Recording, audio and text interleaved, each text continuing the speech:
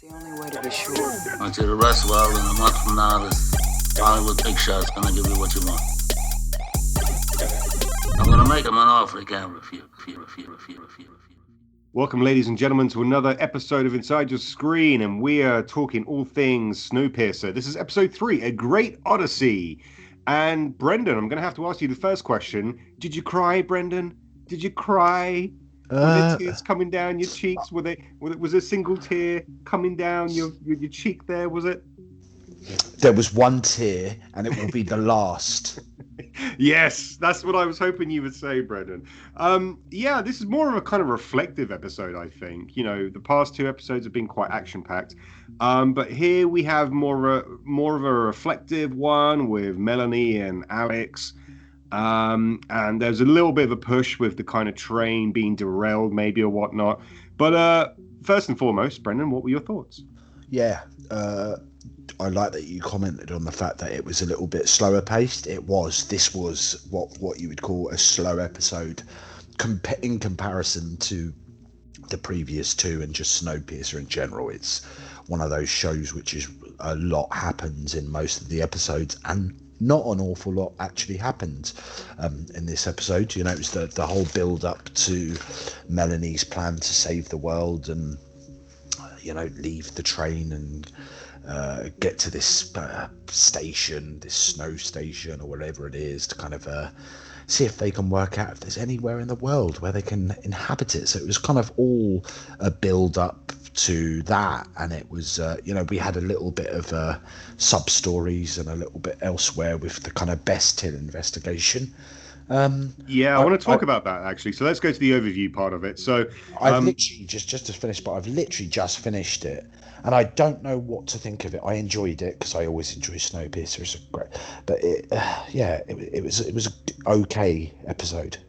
Do you feel like this is one of the kind of criticisms that has been brought to Snowpiercer in season 2, is that they've introduced so many characters that other characters get left by the wayside? Like we still haven't seen Miles. There was a reference to him in this episode, Yeah, which I thought was a very. Just said she doesn't want Miles to see him. I don't want him to see him this way. I don't want him to see me like this.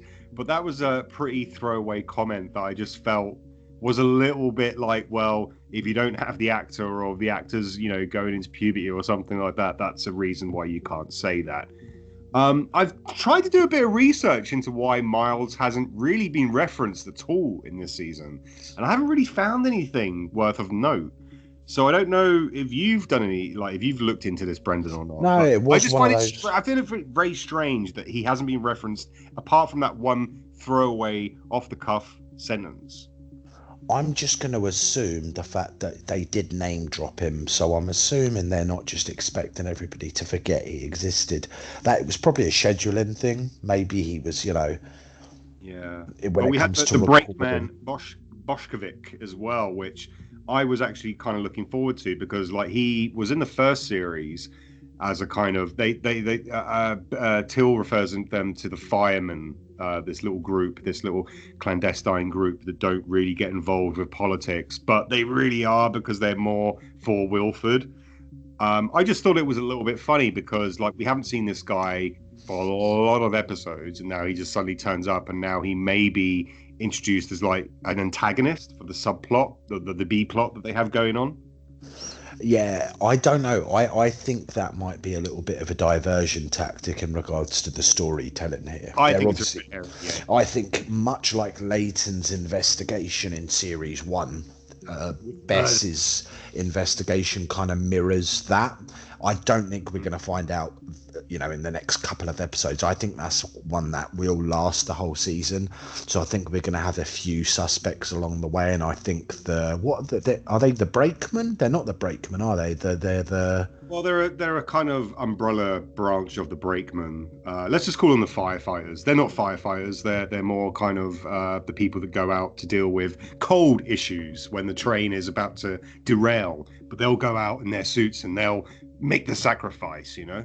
Yeah, I think they might be, you know, they're just the first suspect of many that I think we're going to see during the season. I think it's not going to end there. And I think normally the first suspect in a criminal investigation, it's normally not them.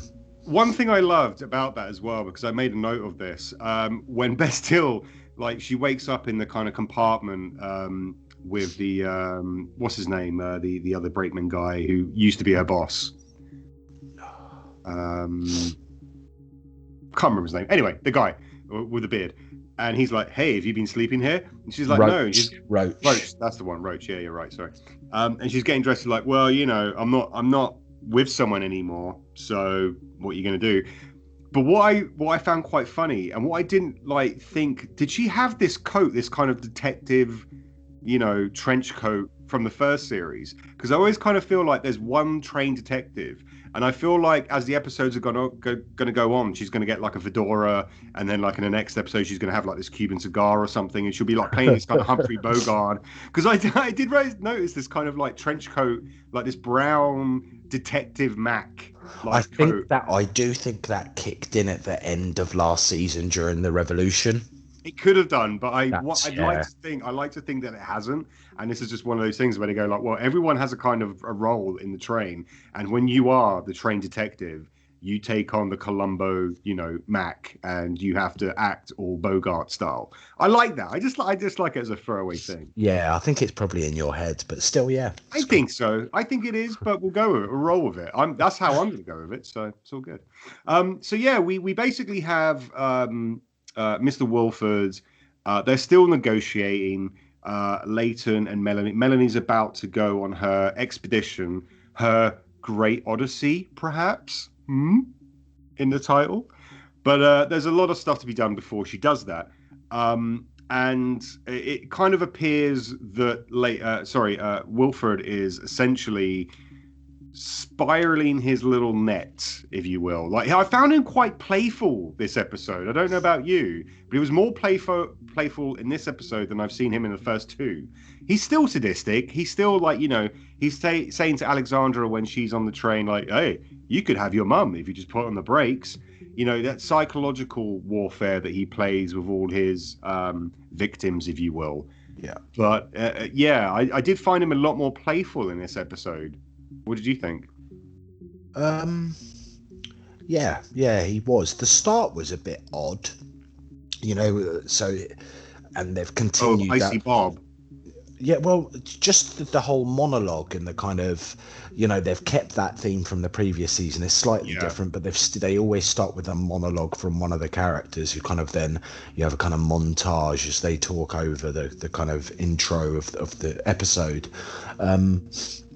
And it was a little bit strange because I thought he was a little bit open in regards to, you know, when he was kind of speaking to the train, he was a little bit open about his kind of, you know, it wasn't subtle. It was the way I read it. It was very much a kind of, if you're behind me, you need to back me, and I want my train back. I forget what there was a line. Yeah, well, you just said it there. Like, he said, "I want my train back." Like, that was the thing I picked up on. Like, he does the same thing, which was kind of funny, I thought, because, like, you know, he's smoking, he's puffing away on the old weedy, the old reefer madness, and it's like, yeah, that's great. Sean Bean just getting high. I love it. Good times. And then he's doing the same thing that, you know, Melanie did from series 1 and Ruth did, like the whole kind of just like, "Hey, wake me up before you go 9:00 a.m. rise and shine, partners, campers, this is what we're doing." But he's doing it in a kind of way of, we need to get back from the, he references like hyenas, and they're the predators, and they're gonna get Snowpiercer back. And I actually did think that was a nice little subtle I don't think it was subtle. But what I mean is, like, if you think about it in terms of, like, all these people have been hearing this day in and day out, and they make a point of one of the train persons just like shutting off the intercom because they've had enough of it. But then there is that one point that you said, it's like, when we get my train back, and I thought that was very very poignant. Yeah, I thought it was a really. It's not our train; it's my train. Yeah, and it was poignant. But what stood out to me is it wasn't subtle. So, like, in my mind, I'm thinking, if I was Leighton and I heard Wilford saying that over the comms of Snowpiercer, it would be like, right meeting right now at the border, because you can't be talking that shit out to my train.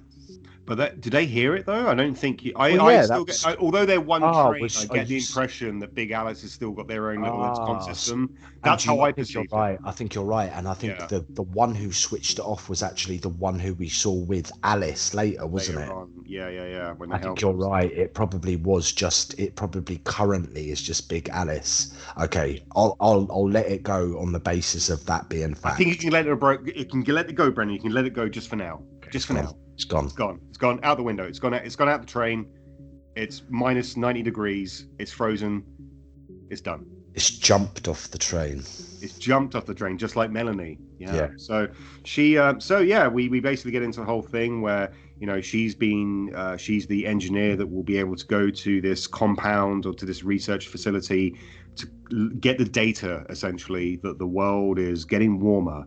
It was really, I think this episode really was just more between her and Alex, just to kind of find that, there is that still humane touch, there is that parental mother-daughter figure.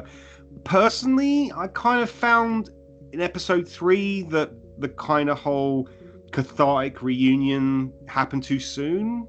Yeah, I think it was done very well. I'm not gonna lie. Like the writing in those scenes. Were you crying, Brendan? Were you crying? No, I wasn't crying, but there was parts that it was emotional. It was done well. Do you know what I mean? It didn't have me to the point of tears, but it did have me, with a little lump in my throat. How about that? Was that because of Ruth, the exchange that Melanie had with Ruth? It was actually the Ruth moment. I knew it because you love Ruth. Yeah, I love Ruth. Ruth's the best character in it. But it was done really well, the kind of the relationship stuff. But yes, I expected it much later in the series. I expected Alexandra to be a little bit more stiff upper lip and a little bit more cold until later on in the season. That's what I thought as well. I thought there would be more resentment, a bit more, mum. I guess what it more is it's kind of it's more we're really revealing what she kind of thinks more of Wilford, and she's learned a lot, she's seen a lot, she's kind of well, she's been in Big Alice for like the last, 15 odd years? Yeah, so she's clear. She understands Wilford. She clearly has a relationship with Wilford, but I don't think she fully trusts Wilford. Yeah, I do like their dynamic, I will say, because there's a point where Wilford knows that Melanie's getting to her on a kind of very base emotional level, and she's at the train and she goes walking off, and the dog, Jupiter, he goes like, and the dog goes up, and you're thinking, oh, he's going to use the dog to kind of force her to stay. But then she just says, like, sit down, Jupiter. Yeah. And the dog reacts to her as well. So I feel like there will, it's obviously going to come anyway, because like we saw that today where Wilford was testing her, I feel, with the whole like Big Alice using Snowpiercer as a booster to get over this kind of hill. I'll be honest with you, I'm not entirely sure what that was all about. Because at the end of the day, I think the concept was this is my understanding of it, was if they didn't make it over the hill, they would have to, in essence, go back into reverse. Yeah, but like and come around. They made it look like more of a kind of turn than a hill. That was my kind of problem with it. No, but that is the point. You've hit the nail on the head, because that's how big Snowpiercer is. While the front of Snowpiercer is almost at the top of the hill, Big Alice is all the way down and around another corner. Yeah, that's true. So you've got the dynamics of and the geography and the physics of it. It's completely correct. I think the dilemma there was does Alexandra make it that the train doesn't reach the top, therefore she gets to spend more time with her mum? Because let's be honest, even in the show, the characters keep referring to this. Even I'm, as a viewer, I'm not 100% sure whether or not Melanie's coming back. She's definitely getting the data. Let's not mess about. Oh, she'll come back. But is this a suicide mission? But that was the concept. That was the concept of, if it doesn't make it, she gets to spend more time with her mum, because they're all going on the basis of Melanie's probably not coming back.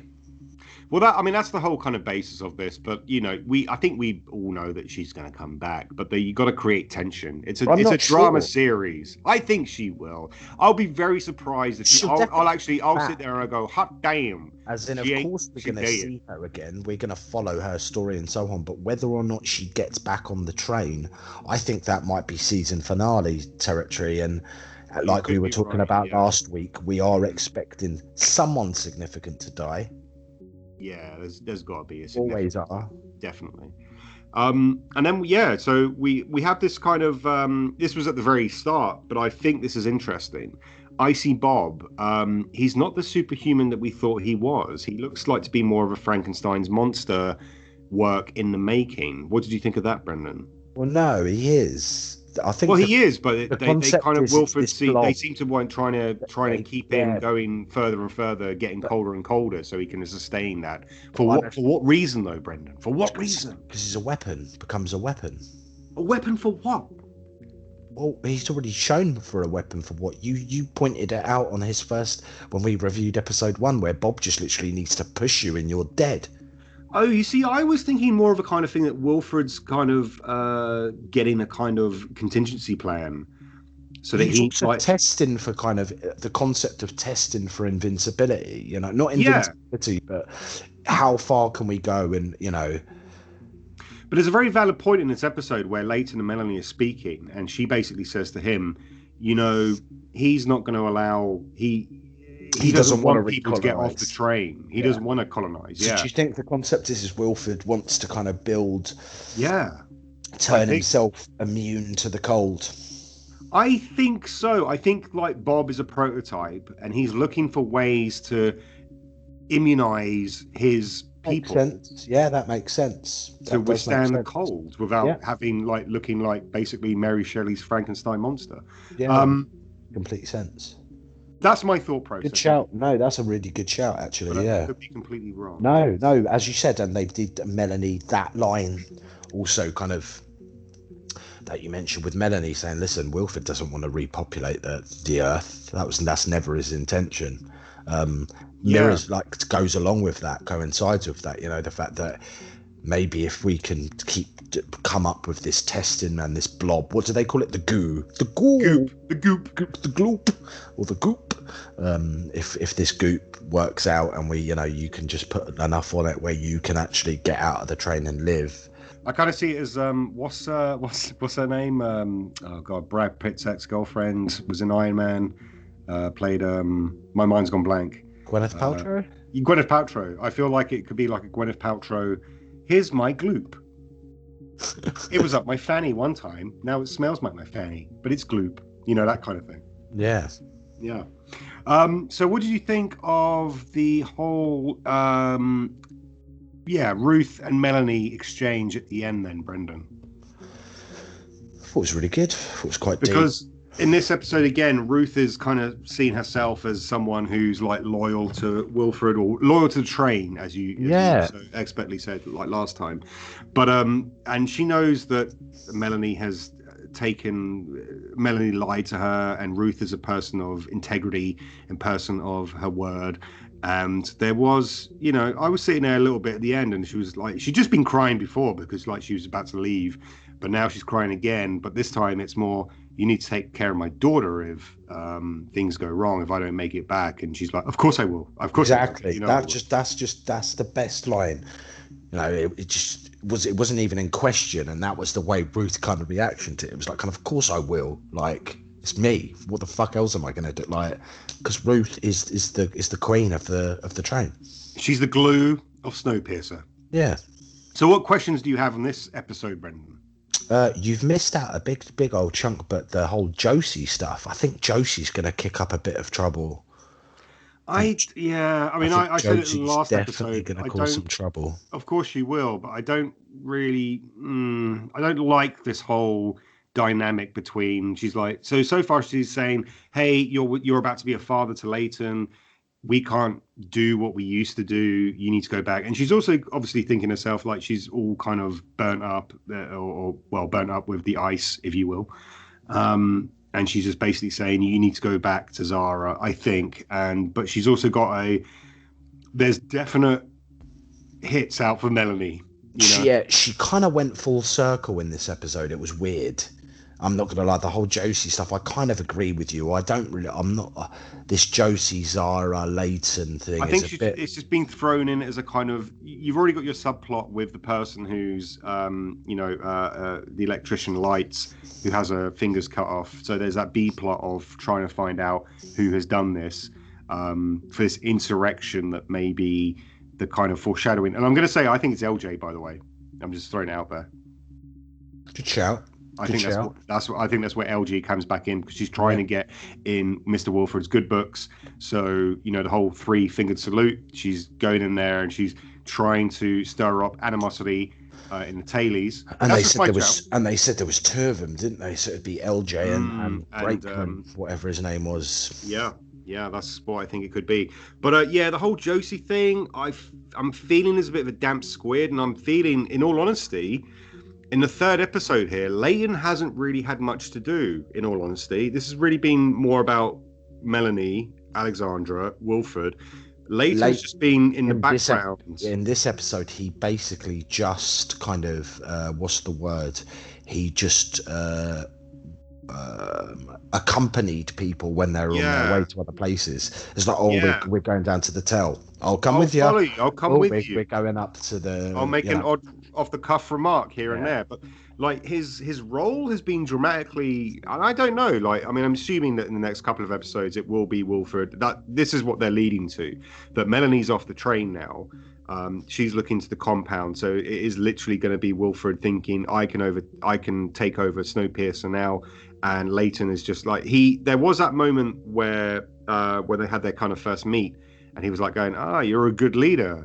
So there was that kind of like respect, I think, from Wilford saying like, you're not just some tailie who's conducted this revolution and you've just taken over like Les Miserables, like, people and that kind of stuff. It's actually like, no, you actually have a head on your shoulders and you know what you're doing. So I think hopefully that Leighton's role will become a bit more significantly increased in the next couple of episodes, because as you said, like, he has just been like following people around and just been reacting to things rather than taking the kind of lead. Specifically in this episode, it was very much that. It was just kind of, as I said, accompanying people from A to B or whatever it may be. Obviously, you did have the Josie side of the story, but what I was saying was Josie went full circle. So at the start of the episode, Josie's kind of back, and I've got my I made sure I kept one fist healthy so that I could smack her right in the face. And it was like, Melanie done this to me, I'm gonna fucking kill Melanie the first chance I get, was basically the message you were getting from her, and you got this evil kind of vibe off of her. And then it just turned around at the end of the episode. It was like, well, if Melanie's doing this to save the world, we've got to be with her. It's like, it was a little bit like very flip-flop. All of that in the space of 3 scenes. That's what I mean. Like, I think she was written in. And I don't know anything about this, but I kind of get the feeling she was just written in to create a kind of weird segue between Leighton, Zara, herself, Melanie, and like, who knows what's going to be coming up in the next couple of episodes. But let's get into predictions now, Brennan. Like, do you think Josie will get the gloop and she'll start to regenerate, and then she'll become like a kind of she'll go on a rampage, or do you think she'll become... I think Josie's the gonna be integral, because I think you're right, the gloop will be involved, the fact of Zara and the baby will be involved, and it's all great now, let's stick. I think Wilford's gonna get to Josie with obviously that offer of, listen, we've got this amazing thing, we can heal your face and get you back to exactly how you were, and you can come and be with us. Look, you're something. Obviously there'll be other stuff that happen in the meantime, but that you will very much have the look at Leighton with his new, his child on his way, and that, they don't want you. That, what did they do? Look, he's siding with Melanie. They're siding with Melanie after she did this to you. I can heal you. I can offer you, something better. That could be another sort of way for LJ to get her wiggly way involved. Like, maybe Wilford himself won't be involved, but then LJ will come along and say, hey, I'm on that side now, and I know that I can make you beautiful again, and here's the way to do it. La la la. And she'll be like the seed. I reckon it's setting up LJ. I'm hoping it was setting up LJ to be like this kind of, you know, worm tongue type character that will be like playing both sides, but doing it in her own sociopathic way. I think that'd be excellent. I think that'd be great. Yeah, I think it's a good shout. I do think it's a good shout.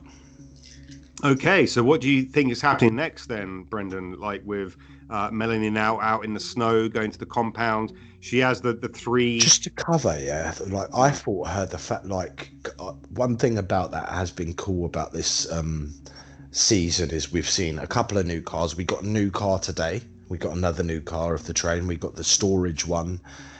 And we got we got a couple of new cars. We got the big storage facility with all the technology and their storage, and we got obviously the sleeping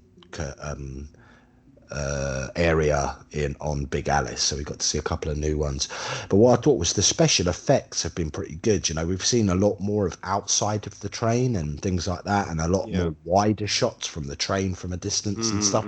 But I just thought, and they kind of gave off this impression that the way and it was part of the conversation between Alexandra and Melanie, but I got the impression that it was like almost like she was going to get shot into the air with a parachute, because there was definitely something about a parachute. Oh, what do you mean, like one of those kind of like guns they have at like American stadiums where they just like pump out t-shirts? Well, more like I was thinking more Evil like Knievel.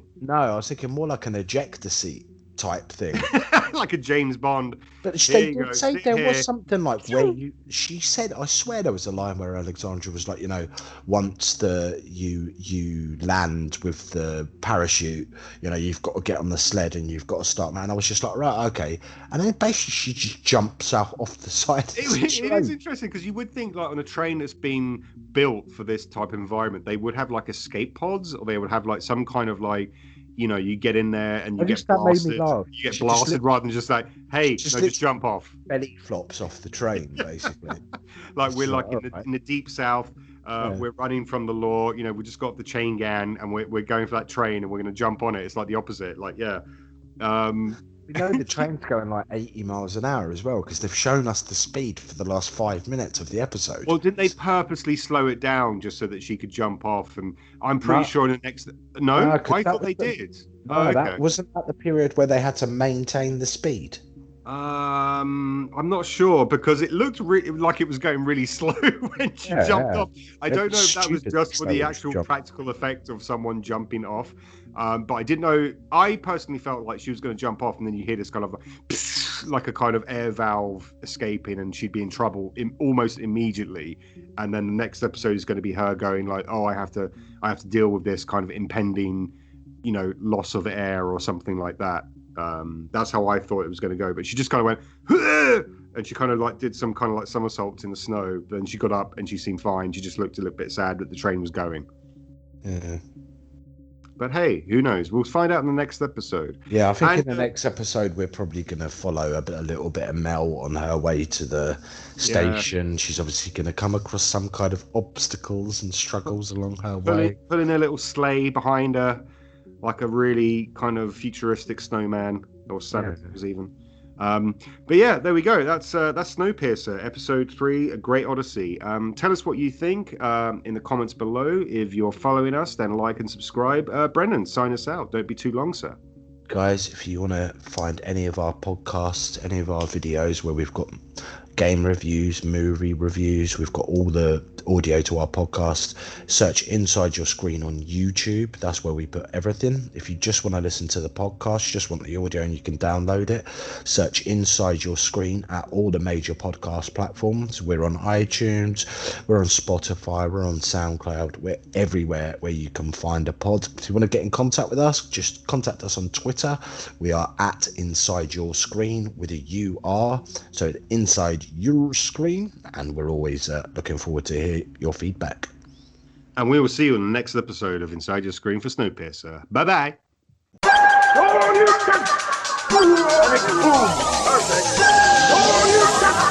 Inside Your Screen.